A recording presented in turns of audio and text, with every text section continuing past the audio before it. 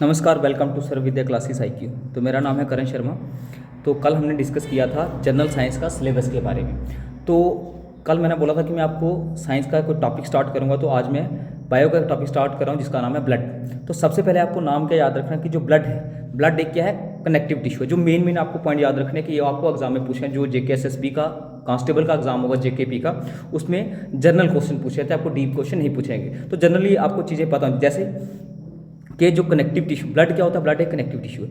वो ब्लड का नेचर कैसा होता है, ब्लड जो होता है बेसिक इन नेचर होता है। कोई भी चीज़ होती है या तो एसिडिक होगी या तो बेसिक होगी। तो जो ब्लड आपका होता है वो बेसिक इन नेचर होता है। जो उसका pH होता है वो होता है 7.4। ये मोस्ट इंपॉर्टेंट क्वेश्चन है, पूछा जाता है कि ब्लड का pH कितना होता है, दैट इज 7.4।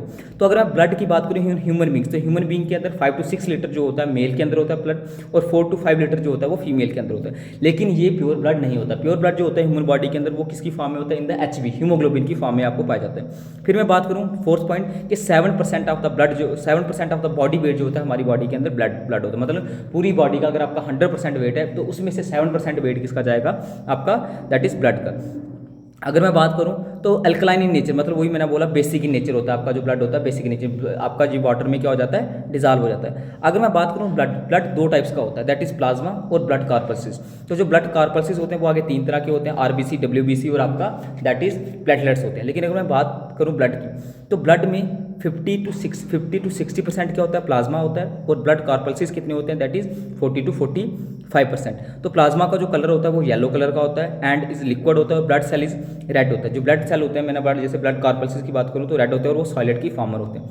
अब function and properties of plasma, तो अगर मैं बात करूँ function and properties of plasma की, तो प्रॉपर्टीज जो होती है फंक्शन, वो एक लिक्विड फॉर्म में होता है और 92% क्या होल्ड करता है, वो वाटर होल्ड करता है, और जो बचता है 7% उसके अंदर क्या होती है, उसकी प्रोटीन होती है। अगर मैं प्रोटीन की बात करूं तो आपकी देखो बॉडी के अंदर प्रोटीन जो मोस्ट इंपॉर्टेंट है, जो ब्लड क्लॉट का काम करती हैं आउटसाइड द बॉडी। बॉडी के अंदर अगर क्लॉटिंग होगी तो इंसान की डेथ हो जाती है, लेकिन अगर बॉडी के बाहर क्लॉटिंग नहीं होगी तो इंसान की तब भी डेथ हो जाएगी। ओवर एक्सेसिव क्लॉटिंग या एक्सेसिव ब्लड ब्लीडिंग की वजह से क्या हो जाएगा, आपकी डेथ हो जाएगी।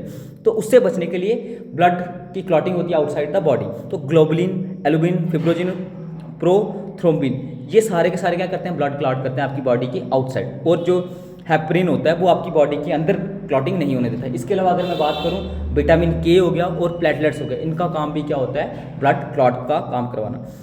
और जो बचा 1%, मैंने आप किसके बारे में पढ़ रहे हैं, प्लाज्मा में। प्लाज्मा में 92% क्या होता है, वाटर होता है, 7% क्या होती है, प्रोटीन्स, और ये 4 प्रोटीन्स होते हैं, ग्लोबुलिन, एल्बुमिन, फिब्रोजिन और आपका प्रोथ्रोम्बिन।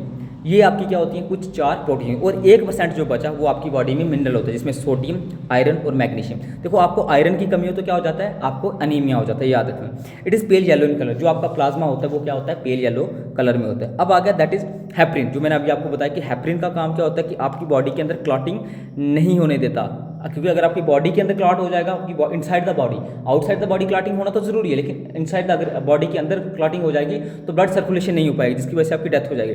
तो it is an anti clotting agent, जो कौन सेक्रेट करता है, आपका लीवर सेक्रेट करता है। फिर मैं बात करूँ प्लाज्मा की, तो प्लाज्मा के कुछ फंक्शंस हैं। प्लाज्मा क्या क्या काम करता है, it provide fluidity to a blood so as blood can easily flow in the body. तो प्लाज्मा का काम क्या होता है, मैंने बोला 92% क्या होता है, वाटर।